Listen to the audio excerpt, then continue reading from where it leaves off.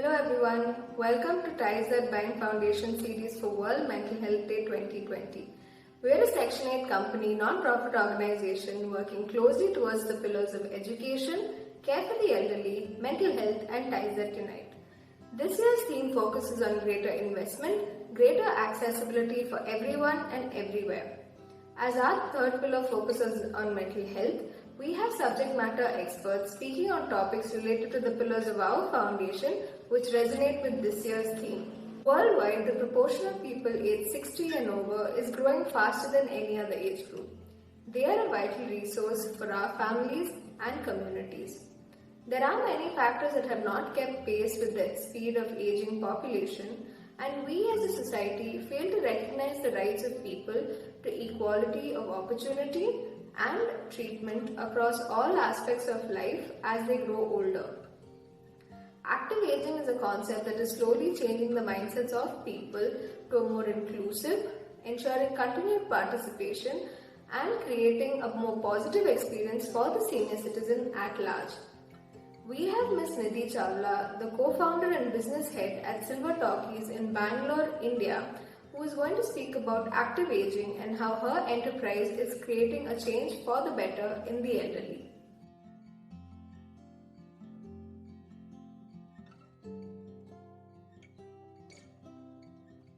I think, it has been a testing time for all of us, especially the elderly. And I think it has been a testing time for organization like ours, wherein we were required to step in, and do much more than what we had probably even kind of visualized or thought about, right? So yes, so it has. So for example, from Silver Talkies' point of view, for us, it was kind of a make or break situation because our mission has been to keep seniors active and happy, right? And we were doing it when we would meet them physically, when we would meet seniors physically, and suddenly that was not an option anymore, right? And it was also a very testing and trying times for them where they were completely left stranded with the whole vulnerability tag given to them, and they were struggling to figure out what is the way forward for them, right? So I think it was a very tricky time for all of us, especially the companies who work with seniors, because we had to figure out new ways to deal with the situation. uh, and I can probably give you an example of what we did, what when the whole situation arose. So our first thing that we did was we initiated a volunteer support program where we got together, a bunch of youngsters who were very willing and enterprising to come forward and say that yeah, we will help out the seniors and we will go help them, figure out their essentials, which were becoming very difficult for them to source by themselves, right? So I think for a few first couple of months, we ran that volunteer support program, and we had many seniors coming to us asking for help. It could be something as basic as getting medicines or groceries. We also had one situation where, there was a cancer patient who was struggling to source their medicines in time, and we were able to help them. We were able to step in time and then help them out with those medicines. We had one case where we had uh, a senior citizen herself whose brother lived in a different location in Bangalore, who also lived by himself, and she wanted to help him out, right? So she wanted to send cooked food across to him so that he didn't have to fend for himself, right? So there were situations like these. Somebody's water pump had died, and they wanted to source oil, and so there were very varied kind of situations that people were facing. And I think many volunteer programs, not just ours, many others which sprung up at that time, really played a major role, in helping out seniors, right? So having done that, having crossed that bridge, our next immediate focus was how to keep them really active, and also how to help them uh, stay away from all sort of fake news which were going around, because suddenly WhatsApp was filled with information which was, most of the time, it was untrue, right? These were all hearsay or just made up fake news, right? So we told them that, we will get you the information from authentic sources, from experts. So we started organizing sessions, virtual sessions. We started writing articles which had inputs from experts, from geriatric doctors and practitioners. So that also became the call of the hour, that you ensured that the right information was out there and they were not misled. So for example, there were those fake forwards about oximeters, which would be done by apps, right? So creating that awareness that this is not what you want to rely on. You don't want to believe everything that's coming your way that is being doled out to you. So that was another important step in those times, right? And then it became about how to keep them engaged, how to keep them wean them off from all that whole isolation that they were suddenly dealing with, right?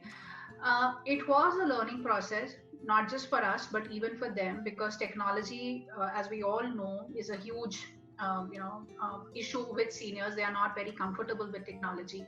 So it took a while to educate them, to kind of help them learn the ropes of coming online, being virtual through Zoom or Google Meets or whatever platform we were experimenting with at that point in time. But eventually we did reach there. So we started conducting all our activities online, and we started starting from awareness sessions with experts, to even having our member meetups, the fun meetups, online. And I think slowly they took to it, and it was something they adapted to. So adaptability, I think, was the key word here for all of us. We all had to adapt. We did, and so did they, right? So I think similarly there were many organizations which were working with the geriatric population. I think everybody adapted, learned how to do it differently and how to do it well, you know uh, so I think that has been the learning. I think the organizations did play a big role in supporting the seniors and getting them, help them cope with the whole situation.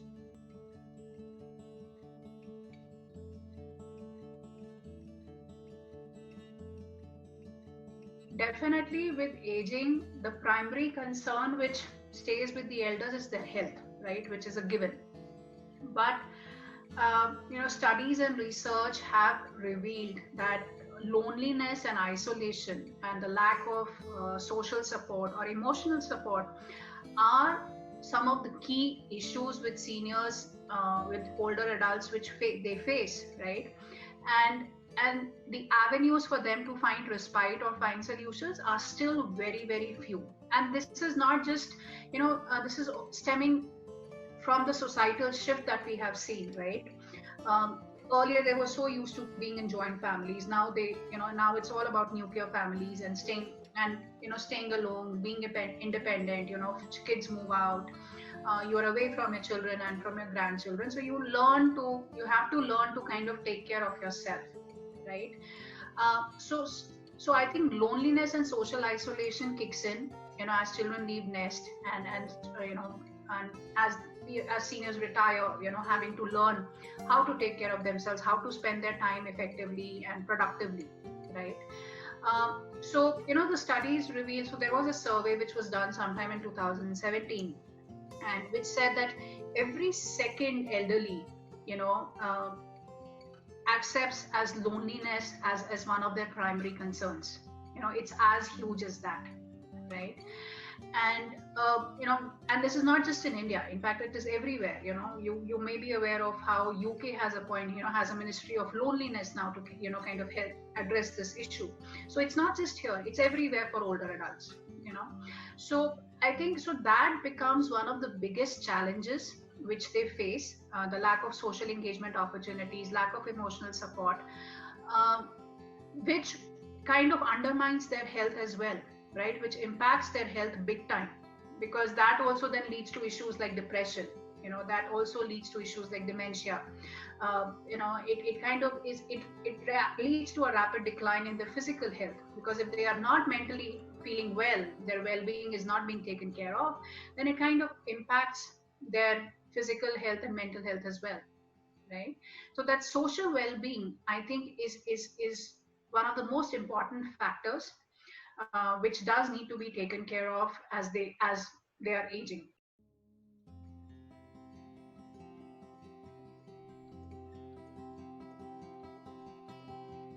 a very important question to be addressed. I'll give you one example, from my own, this has been my learning from my own parents, right? Now, the Silver Talkies journey started, uh, from an inspiration which came from home. When I saw my father retiring, I thought he will spend his time doing things which he really wanted to do, which he could not do when he was taking care of his family responsibilities or when he was in a job, right? And as a retirement gift, I gifted him a lot of art supplies, but it just so happened that he was so not used to taking care of himself that he never really took to it. He, probably dabbled with his artwork, with his art supplies for good 2-3 months, and after that, he just kind of gave it up. He went back to his old ways. So there was nothing that other than his regular routine of going out for a walk or watching TV, or taking care of household chores and his responsibilities at home. There was nothing very productive that he was doing with his free time. And I think that's the story that you see everywhere, right? And we as youngsters, we kind of take it as an accepted fact. It's okay, they're old enough to take care of themselves, right? But that may not always be the case.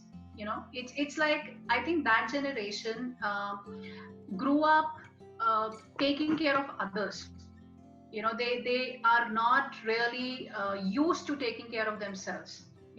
So many a times when I speak to seniors or when I talk to them, for me, I think the key word has become, we need to empower them to be able to take care of themselves, right? Because they are so not used to it. They love taking care of their children. They love taking care of their grandchildren, but what about them, right? So I think that's where the youngsters like you and me play a huge role, where we need to be aware of their needs, and their requirements as they are aging, and help them figure out an independent way of living for them. Just by making money available to them, or just by ensuring, yes, they have a nice home to live in, their basic needs are taken care of. Unless we are aware what their emotional needs are, and if we are not helping them take care of that, we may be falling short, right? And also, so for example, a couple of examples that I would like to share here with you. We were just having a talk right now, just before I got into the Zoom call with you.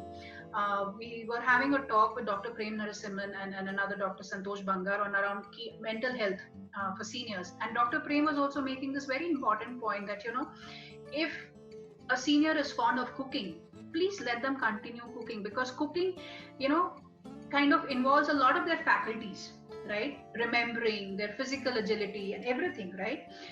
So rather than refrain them from continuing that because you want to take care of them, it may actually not be very ideal for them, right? Similarly, I had this, learning from my own mother. So my mom has this habit of, doing her puja every morning, and after that only she will take her breakfast. So she usually sits down on the floor to do her puja, and she has knee issues. She has issues getting up when she sits down. So I remember asking her once, Mama, why are you sitting down? Why don't you just take a stool, and be comfortable? And and the response that I got from her was my learning, where she said, Nidhi, if I stop sitting down, I feel I will lose my physical mobility, right? I may not be able to do it anymore. And it was so true, right? If I were to stop her from brooming and mopping, which she still does at her age of 66, when the maid doesn't come, yes, her physical ability has declined. And I do tell her that please take care, do only so much which your body allows you to do, right? But to tell her completely and give her a don't do it anymore, may not really be beneficial to her, right? So I think that awareness, whether they have a social circle or not, whether we are kind of being too dependent on them to take care of their grandchildren, not leaving them enough time to take care of themselves, do they have a life outside their family or not? I think these things, being aware of what their interests are, what they need, is I think where youngsters need to put a focus on how we take care of our children. Our parents also need our love and care and our attention.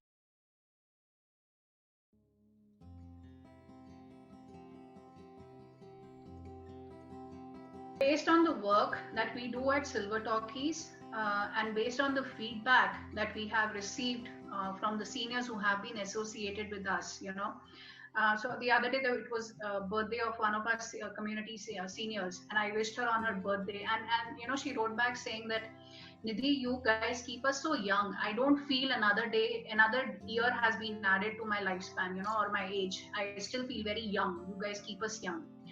So I think those kind of things which make them feel young, whether it is through the kind of activity that they participate in, or kind of acknowledging or utilizing their experience and their wisdom, so that they feel important, right? They feel that they are still cherished, they are still valued, right? I think that goes a long way in promoting their health, right? So say for example, we just did we put together a program on the occasion of World Elders Day, where we had these seniors participating in a talent show, right? So they participated in theater, they participated in storytelling, they presented dance, songs, everything. I think those opportunities for those who participated, they were huge, because these are some of the things which probably they didn't imagine, or they didn't see themselves doing it by themselves, right? Given that they were given a platform and opportunity, those who were willing to participate, they did, and they loved every moment of it. In fact, whenever we finish a workshop like this, whenever we finish, say we have done, I think one of the other learnings which I've had working with them is, I think we tend to feel that it's a myth again, where we feel that seniors only like certain kind of things. It might be spirituality, it might be a few basic things like yoga, things which are more laid back and slow. But no, that's not how it works. They love everything. You give it to them and they are ready to try it out, right? So we have had ballroom dance workshops, line dancing workshops, theater workshops. They've been part of a fashion show, right? So they love it all, and they are willing to experiment and try it out, right?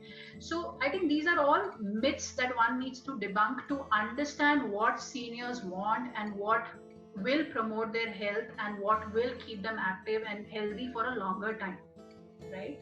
So I think that's where I think again, that has been my learning. So every time we finish a workshop, they tell us, okay, I'm missing those rehearsals now. I don't know what to do with my time, right? Because it was an opportunity for them to keep themselves at least busy for those 2 hours when they were rehearsing, interact with others, have some fun together, right? So then they miss those rehearsals, right? So yeah, so to your question, it's more about keeping them active and engaged, and giving them an opportunity to age appropriate opportunities, of course, of what they can do, right? So that will help them. So I personally, based on the professional experience that I've had, I think active aging is the mantra to be, to promote the health of older adults. And I feel it's the most promising and economical form of preventive healthcare, right? Because it's not hard on the pocket. If they were to fall sick and needed medicine or health, some kind of healthcare, that those expenses are much huge, right? So this is where I think the whole empowerment becomes important, where they understand the need for something like this, and not just push it under the rug saying that I don't need this. What is social engagement? I'm not sure. So that understanding both among older adults and younger adults, I think will go a long way in keeping our emerging bunch of older adults also healthy.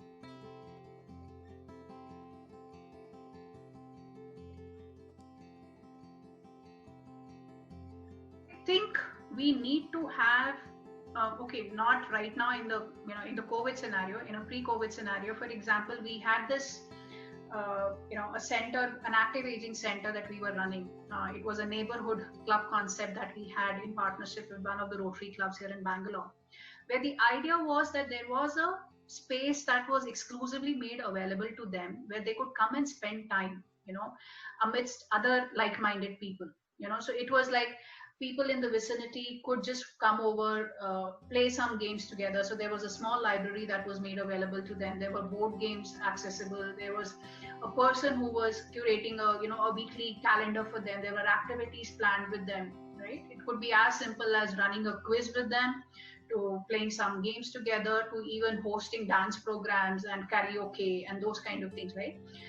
So I think, to your question about what kind of investment is needed, I think centers like these, where seniors can come and have a productive time, or at least get some respite from whatever family issues or whatever issues that they may have, that they may be facing. I think when they are out and about, they tend to forget, at least for that brief moment, right? Whether it's a health related issue, whether it's a family related issue, whatever it is, right? So that respite becomes very important, right? So what we are doing virtually right now, and I do feel it is probably something which will have to continue, because there are so many seniors who may not be able to travel outside, right? They're homebound, right? So something like a virtual connect, virtual programs do allow that section of elderly population also to participate and stay active, right? And in fact, some of the feedback on going whole virtual, from some of our members, have shared it with us. Like somebody in my group told me that I'm able to attend many more activities right now because everything's online, right? I don't have to plan my travel. I don't have to, really plan my day like that. I know I just need to commit myself for these 2 hours during the day. Somebody else said that, learning on how to do things on the internet has actually opened me up to far more possibilities of before the COVID time that I was exposed to, right? So we have been, for example, conducting these tech classes for them in the last few months, and there have been many takers for it. And it's like, and they are very quickly picking it up, and they are adapting to technology. So I think technology is here to stay. So it's more about finding that fine balance where you may still go back to physical activities while retaining a virtual platform where they could still do much more, because physical engagement, of course, requires a lot more time and money investment, right? It has allowed us to really walk past physical boundaries. It has allowed us to reach out to seniors in different cities.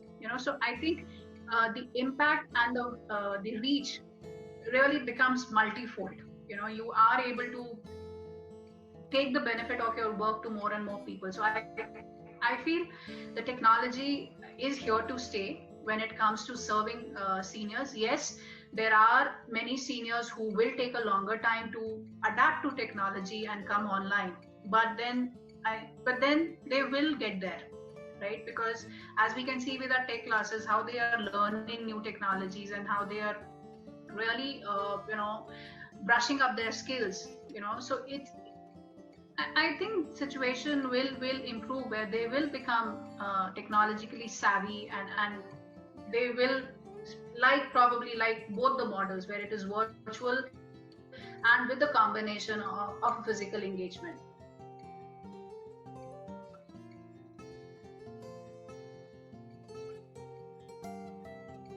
Silver Talkies is actually a social enterprise that has been around for many years now, with the whole idea of taking active aging to seniors and ensuring that they lead a happy and healthy life.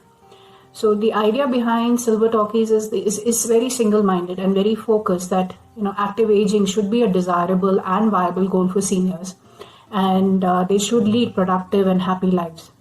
Right. So for anybody who would, the only criteria that Silver Talkies has, that anybody who's 55 plus, so there's only age criteria and no more. So anybody who's 55 plus can become a member of our social club, Silver Talkies Social, which is a very fun, happy community of like-minded individuals, and right now has members from different cities, including Bangalore, Chennai, Hyderabad, Delhi. So our memberships are open to anyone from any city who's 55 plus. And we also have a magazine, a digital magazine, silvertalkies.com, where our endeavor is primarily to bring information which is relevant, which is important and useful. These are all original freshly curated, well-researched articles which are put together by the content team. And we organize a lot of events and workshops, and currently we are also conducting a lot of online classes which seniors can join. So ranging from things like yoga classes, creative movement therapy classes, tech classes. We will be very soon launching our art classes as well. So there are many art classes. There are many classes available. Plus, in any given month, there are at least about 4 to 6 activities which are planned. And there are some member exclusive events which happen. So anybody who is 55 plus is most welcome. You can write to us at connect@silvertalkies.com, and you can even check us out, our website, silvertalkies.com. And you can find us on Facebook and Instagram as well. We would love to have many more seniors joining this fun brigade of active seniors, and be able to take active aging to every doorstep.